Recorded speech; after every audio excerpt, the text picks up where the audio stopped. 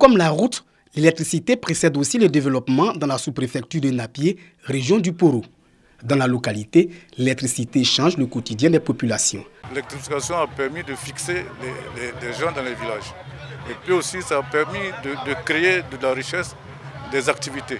À Loga, village de Napié, le ministre des Mines, du Pétrole et de l'Énergie connecte 8 villages au réseau électrique national. Occasion pour Sangafoua Koulibaly de rassurer les populations de Napié qu'elles ne sont pas oubliées par les actions de développement du président de la République. Cette fête de la lumière à Loga s'est transformée en une journée d'hommage au président de la République, Alassane Ouattara. Il s'agit entre autres de l'électrification de tous les villages de notre mutuelle et de la construction de 3 écoles primaires, dont l'une à Peka totalement achevée et les 2 autres à Nambeleka et à Loga qui sont en voie d'achèvement. Les Ivoiriens, dans leur majorité, sont fiers du président de la République car ils ne ménagent aucun effort pour initier et réaliser de grands projets en vue d'améliorer les conditions de vie de nos populations. Pour le ministre des Mines, du Pétrole et de l'Énergie, les 3 pans du programme d'électricité continuent de transformer le pays. Il s'agit du programme national d'électrification rurale qui a démarré en 2013 et dont l'objectif est de couvrir à l'horizon 2025 tous les hameaux de plus de 500 âmes. Il y a le programme électricité pour tous. Si on dit les compteurs en carte, vous allez mieux comprendre. Ce programme-là a été lancé et l'objectif est de faire au moins 250 000 abonnés par an. C'est un programme qui a permis de tripler le nombre des abonnés en quelques années. Il y a aussi le programme d'extension de l'électrification. Le ministre salue l'union, la cohésion et le dynamisme des filles et fils de Napié. De 33% en 2013, le taux d'électrification du pays est passé à plus de 83% en 2022, un taux qui doit atteindre les 100% en 2025.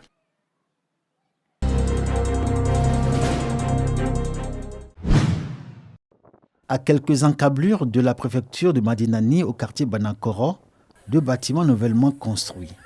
Facilement remarquables par l'éclat de leur peinture, dans un environnement où voisinent une école coranique et une autre école primaire publique. Bienvenue à l'école primaire publique des filles de Madinani. Établissement dédié exclusivement à la jeune fille et ouvert en début de cette année scolaire.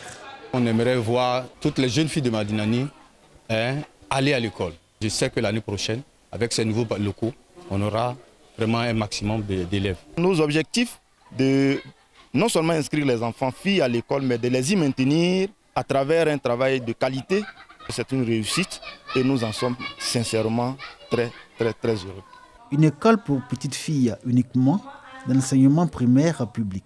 Une expérience unique en Côte d'Ivoire que porte à bout de bras la mairie de Madinani qui a financé la construction de l'un des 2 bâtiments de 4 classes chacun qui forment l'école.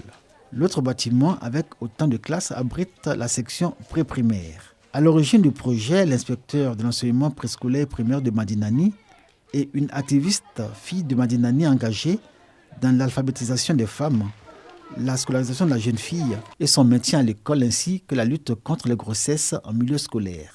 C'est leur collaboration qui a donné corps au projet dont l'aboutissement est l'ouverture de l'école des filles de Madinani en 2018.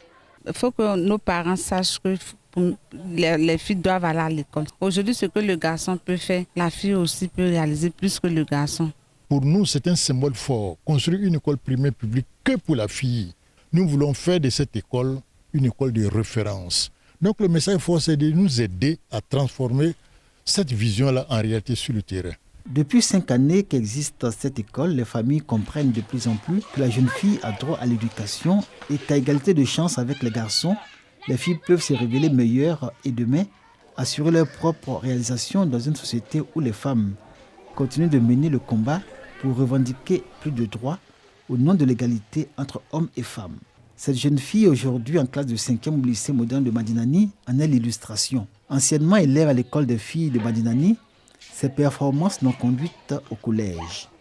Selon le cursus normal, elle devrait être au CM2 comme ses camarades de promotion.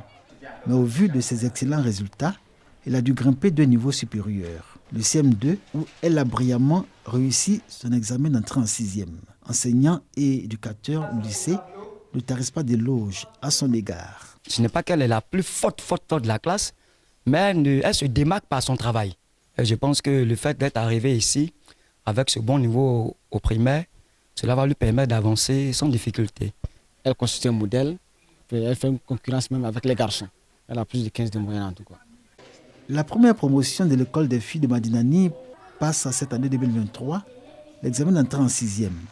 Ce sont 20 petites filles de 11 à 13 ans qui rêvent d'enfiler la jupe bleue et la chemise blanche des collégiennes. Des filles sur qui l'inspecteur de l'enseignement primaire de Madinani et leur maître misent gros pour ce qu'elles donnent à voir dans leurs classes respectives. Il pleut beaucoup pendant les vacances scolaires. 2. Il arrive des visiteurs. Très bien. Si la petite Fanny Koulouba reste la fierté de cette école, une autre petite fille qui en est issue est inscrite cette année en 6e, après un saut de niveau, mais forcée à quitter l'école pour la donner en mariage, bouleverse les initiateurs, acteurs et partenaires. Un bémol contre toute attente dans ce projet ambitieux qu'est l'école des jeunes filles de Madinani. Cette jeune fille-là, si elle restait par terre, continuait les études, demain pouvait être un haut cadre de ce pays. Malheureusement, les parents n'ont pas compris. C'est vraiment dommage. On s'est rendu compte que sur sa fiche d'inscription, elle devrait être à Madinani, mais les parents nous font croire qu'elle est à Minignan et qu'elle va à l'école. Après toutes les informations recoupées, on se rend compte que la petite serait plutôt dans un mariage. Ce qui plombe nos objectifs. Aider à lutter contre ce genre de fléau, ce genre de pesanteur sociale qui stigmatise encore jusqu'à présent les jeunes filles et qui font qu'elles n'arrivent pas à s'affirmer dans la société. Le dossier se trouve dans les mains de monsieur le préfet du département, le gouverneur, qui en tout cas suit de bout en bout le dossier.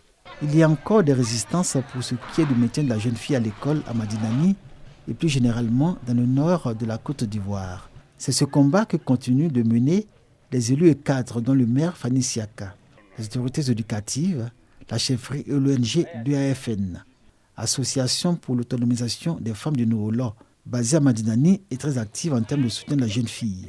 Tous œuvrent pour que l'école des filles de Madinani, par sa signification et sa portée, soit un instrument au service de la scolarisation de la jeune fille et de prise de conscience des parents dans une société encore profondément marquée par le poids de la tradition, les tabous et pesanteurs socioculturels ainsi que les rapports de ces populations avec l'islam. Les déperditions, effectivement, dans le domaine scolaire, ça arrive à tous les niveaux, quel que soit l'encadrement que vous allez faire.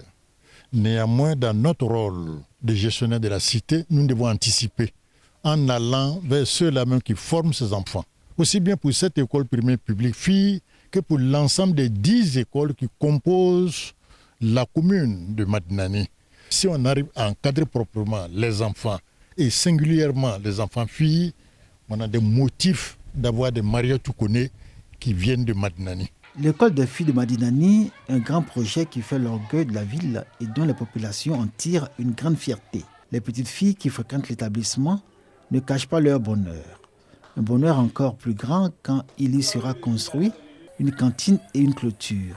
C'est un clin d'œil qui est fait au maire de la commune.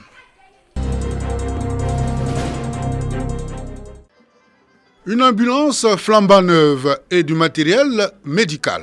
Ces équipements biomédicaux répondent aux besoins exprimés par le directeur de l'hôpital général de Ouangolo.